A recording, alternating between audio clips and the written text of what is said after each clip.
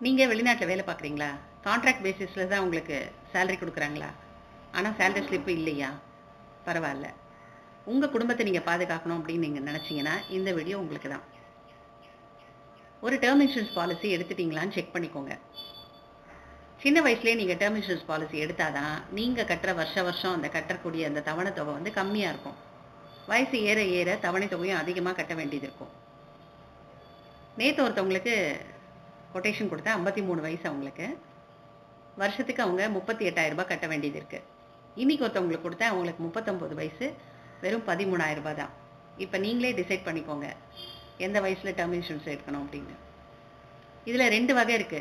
ஒண்ணு ஒரு 20 வருஷம் நீங்க கட்டுறீங்க அப்படின்னா, அந்த 20 வருஷத்துக்குள்ள உங்களுக்கு லைஃப் ரிஸ்க் ஏற்பட்டுச்சு அப்படின்னா, கவரேஜ் அமௌண்ட் வந்து கிட்டத்தட்ட ஒரு 15,00,000மோ, 20,00,000மோ எவ்வளோ கவரேஜ் உங்க வயசுக்கு என்ன அது கால்குலேஷன் வருதோ, அத குடுத்துருவாங்க இன்சூரன்ஸ் கம்பெனி. இல்ல அந்த 20 வருஷத்துக்குள்ள எனக்கு எந்த லைஃப் ரிஸ்க்கும் இல்ல. என்னுடைய வாழ்க்கை பயணம் தொடருது அப்படின்னா, நீங்க கட்டின அந்த தவணை தொகையும் உங்களுக்கு திருப்பி குடுப்பாங்க. எந்தவித வட்டியும் இல்லாம நீங்க என்ன கட்டுனீங்களோ அந்த பணத்த அப்படியே திருப்பி குடுத்துருவாங்க. இந்த மாரி 2 ஆப்ஷன் இருக்கு. அந்த 20 வருஷத்துக்குள்ள ஒரு வேள ஏதாவது ஆக்சிடென்ட் ஆயிட்டு உங்களால பெர்மனன்ட்டா வேலைக்கே போ முடியலனாலும், மெடிக்கல் எக்ஸ்பென்சஸ்க்கும் பணம் தருவாங்க. இல்ல டெம்பரரியா என்னால வேலைக்கு போ முடியலனாலும், அதுக்கும் வந்து இன்சூரன்ஸ் கம்பெனி பணம் குடுப்பாங்க.